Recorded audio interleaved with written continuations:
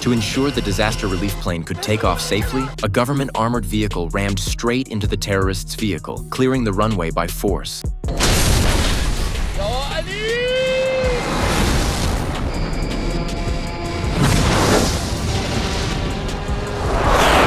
The plane eventually roared through a wall of fire and successfully lifted off. Mark quickly shut down the burning engine and let out a breath of relief, but the danger was far from over. A fuel line to the cargo door had been damaged in the attack, making the hatch impossible to close. The aircraft was now forced to fly at low altitude, which meant if ground-based terrorists locked onto them, the consequences could be catastrophic. While tension filled the cabin, a woman dressed in a black robe took advantage of a distracted soldier and yanked the hood off a captured terrorist leader. She then pointed at him and shouted that he was the main reason all of them had become refugees. The other refugees, already on edge, erupted in anger and began shouting curses. Her plan had worked. Amid the chaos and shouting, no one noticed her slipping a knife to one of her allies. In seconds, the ropes were cut. The terrorists pounced, overpowering the soldiers and seizing their weapons. The passenger cabin descended into total chaos. Because the terrorists were holding hostages, the government soldiers hesitated to open fire, fearing civilian casualties. That moment of hesitation cost them dearly.